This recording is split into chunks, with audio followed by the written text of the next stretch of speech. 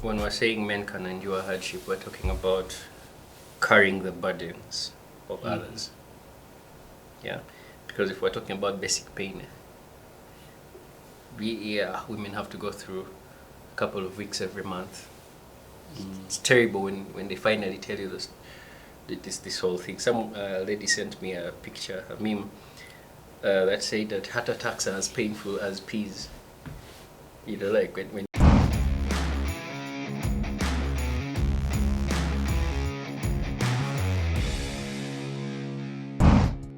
this comes close to the heels of aggression. Men can endure pain or hardship. Mama Sajja, I think. True. That's what I call the Mama Sajja concept. Yes.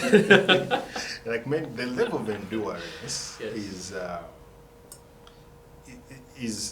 I think we came from the womb like that. You get. That's why. That's why lately, almost in the last entire century, the focus has been on the girl child. You know, so that statement is true and false. There is a percentage of men that can endure hardships, and then there are those that cannot endure. But the fact remains is that majority men can endure hardships. I've seen men walk home and stay the whole day without eating but surviving with basic things. But he has the money. But the money he has is for the guys at home so they can buy some sugar and some food. You get my point. And what happens is that they reach there and even they do all that stuff, and the people at home don't realize that, you know. So men can actually endure. If you look at a sample space from probably even your father, you know, or your other male figures that you know, you notice that we've been in very, very unfair spaces, and we've lived like that. And government has not rushed in, and no group or society has rushed in. But there is the other gender that has been in frail areas that it even becomes a global attention. You get my point? Because they are them. I don't want to say that women can't endure. There are women who can endure. I have girls who are hard, who are friends of mine, females that are really, really hard, and they've always been hard. And when you look at their life now, it is where it is. Because they did. Yeah. But it doesn't take away the fact that, again, majority women do not come with a lot of endurance as men. I like what Steve Harvey said in one of his. Unfortunately, there are rumors that he's having issues. But he said in one of his interviews, one of those ninjas of his, that the conversation was that a woman should not can earn her way to a good life. She can have all these things. And so this person posed this question to him, like, because he was speaking for equality and things like that. And I liked Steve Harvey's response. He said, "Get out of here. Do you want to tell me that she needs to do that? Like, yeah, she can, but should she? Like, when I can do it for her? Like, like his point of view is, yeah, I know you can, but should you? Like, should you just because society is saying you should? Should you just to prove a point?" Of course, again, it might be important to certain people, depending on the person that we're talking about. It may be important to the person to prove a point. There are people who are like that. They need to prove a point. That's okay. Just today, I talked with a friend who his wife wanted to do an extra gig. And initially he was opposing it. Then he decided, his real words were, once I thought about it, and I was like, wait, men are out there and their wives are seated at home watching TV. My wife wants to go out and hustle. Like, who am I to stop her? Like, you get, like, his first instinct in stopping her was, hey, why are you hustling so much? Let me hustle for us. And then eventually he thinks back, he's like, you know what, let her do her thing. I mean, it's not like she's killing herself. Big deal. Though Yeah. when you say that sometimes being a yes man is not a good thing, eh? I feel like we're just being a yes on this, but this thing has a downside to it. It's a rule that was imposed on stone somewhere in society that men can endure. You get. So we almost have it subconsciously that we should, even when we shouldn't. So that explains to you why there are men that are in a very, very ugly shape, because their meaning of enduring hardships, they equated it to silence. You see that unfair part, eh?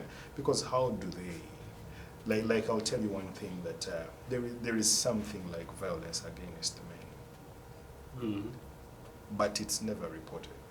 Yeah. Because the guy comes with this attitude of how how yeah. But But do you you, are Kubians. do you think that notion has been shaped by society as we know it now? Yeah. It's a society thing, you know. They feel like you're supposed to endure hardship, so that is why you stay in a toxic relationship. I've seen that in because I've been lucky to get into to do a few to do some documentaries on work about violence, you know, and then they give you the other untold side of the story of how this madam treats the father of 8 badly, and then it is only logical for the father of 8 to keep quiet, not to offend the mother of 8. Like he wanted to take it in, you got? And then the guy shows me how the entire back was I think it was hot water or something, and a very, very big scar. And the question is, did you report? Like, man, it just didn't, there was no way I would say it. You get? So much as we are saying that men can endure hardships, yes, they can endure hardships. It's a good thing, it's a good attribute, but I don't want us to really, I wouldn't encourage anyone to look at it as an assumption, eh? Because sometimes when you endure hardships for a long while, it works against you. But unfortunately, society has just shaped us that way. Society has shaped us to keep quiet on the things that are eating you. You get? That explains why when a man gets sick, he gets sick. When a woman gets sick, they arrest it immediately. They're like, they go for a checkup, they do this and that. But a man has like, okay, before qualifying the headache, it's water. It is this. But the other females, they are good at that. So I feel like it's a good thing that men can endure, but it's also unfortunate that we can endure, because in our endurance, Yes. we are susceptible to so many errors. I have the thought in my head that some things need to be taken with a pinch of salt, like you're saying. And of course, when we're saying men can endure hardship, we're talking about carrying the burdens of others. Yeah, because if we're talking about basic pain, women have to go through a couple of weeks every month. It's terrible when they finally tell you this whole thing. Some lady sent me a picture, a meme, that said that heart attacks are as painful as peas. You know, like when and I thought to myself, okay. Then she said, finally I know how men can experience that. But yes, so speaking from a totally, coming from the psychology of things, it's very dangerous to continuously take certain things and allow yourself to experience them. You make yourself the center of experiencing the hardship of your family, or you turn aggression on yourself for the sake of your family. It's dangerous because it affects how you view your family, because they are the burden that you're carrying. It's no wonder men go from work to the bar and go home just in time to take a glass of water and go to bed because they are escaping their families, and because that's the direct side effect of you're carrying everything. But guess Rumor what? has it that they're escaping Yeah. their wives. Well, it could be true, but I think that what would be a great thing for helping men, married men, and I would like to disqualify myself for the next statement that I'm going to say. I'm going to say it purely from a non-experiential point of view, from an information point of view, that maybe the reason why women want to hear about your day is not because they are going to solve the problems that you carry, but because the way that God has created us to solve problems is that when you talk about problems, you tend to find solutions. And it's not that you're discussing problems, it's that you're talking about them. And by talking, let's do it like this. When you go for therapy to a therapist, psychologist, or whoever, they sit there, they don't give you solutions. They give you a platform to talk. And they help you develop strategies. What the therapist has is the ability to, is their job to listen and create a safe space and then develop strategies with you. So I think that maybe we need to endure the pain and the hardship with strategy. You can't just carry it. I don't know. Say something about that? No, I think what you just said got me thinking about the decision to be vulnerable as a man. It has to be a conscious decision, because it's in that vulnerability that you're probably able to open yourself up to deeper dimensions of life, in the sense that you realize, you know what, I was having a conversation not so long ago with a friend of mine, and this gentleman, he called me just to check on me because he had not heard from me in a while. Previously, when he tried calling, I didn't take his calls. I was in a certain space and I just kind of zoned out. But he kept looking for me. Then this one time he calls and I pick. Then he starts out, how have you been? What was it? It's been a while. And I told him, Madam Tawa. Madam Mutawa. Now, then he goes like, What's this Mutawa word? Like, I've been in the tunnels. Been in the trenches. In the trenches. But anyway, so but when I told him that, he said something that just got me thinking, oh, wow, Syrian Zeka. So he goes like, like the moment he said that, honestly, you know, it felt like I had just gotten a teammate. I was like, yeah, man, this guy is on my squad. He's on my squad. Yes. And immediately, I felt like, you know what was I really fussing over? So sometimes, I think me, if I can only speak from my own viewpoint, the thing is, at times, for some of the things that I have wanted to speak up about, to share about, to talk over with somebody, many times what has held me back has been either the feeling of insecurity concerning the matter that I want to talk about. Like, I just don't trust the person that is going to hear what I have to say. Yeah. And if it's brokenness, man, no. Can't just say about my brokenness. Because, man, as in how? Why? Yes. You get? Yeah? If it's some girl that's disturbing you, man, I can't just be wifey stuff. Yeah. Man, I can't. Yeah. So at times it's that insecurity, and it's real, man. Like, it's real. This is exactly what we are going through on a daily basis as men in the marketplace, in the intimacy of our homes, you know, at church and you name it. In all spaces, like we are constantly struggling with the fact that, you know what, my God, if this guy sees my nakedness, what's it going to be like? If this guy sees me for my weakness, man, what's that? Oh my God. But somebody told me, I'm sure you guys have stumbled on that kind of statement. When you're 20, you're worried of what people think about you. I don't know when you're 30. And then when you're 60, that's when you wake up and realize nobody really ever cared.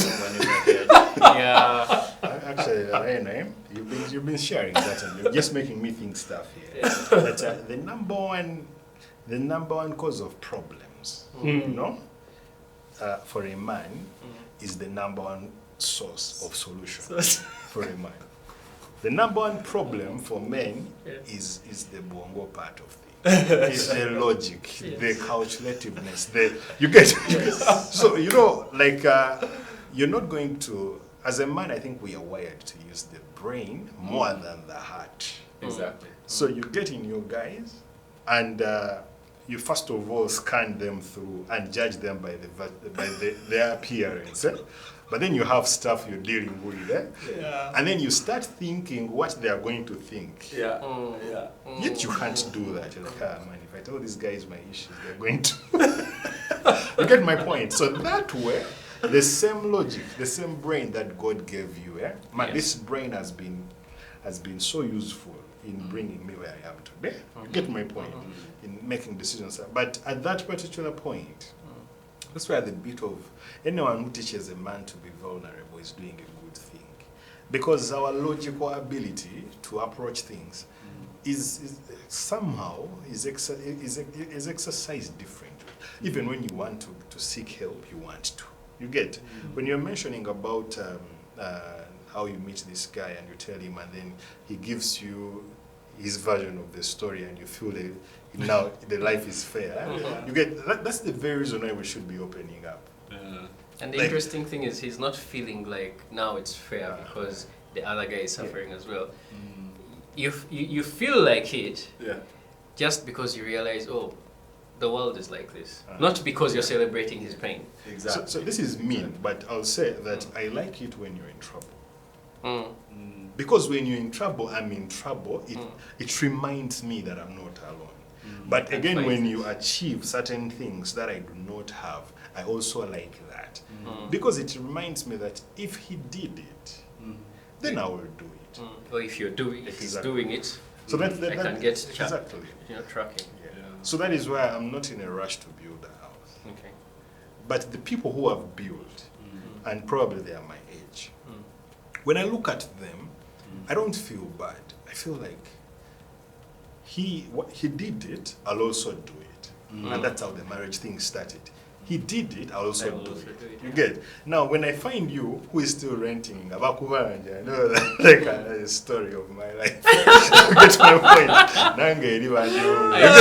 So, it feels like when you're in trouble, the way I like your trouble, I don't like it that it is now a good thing, that I'm not in trouble, you're in trouble.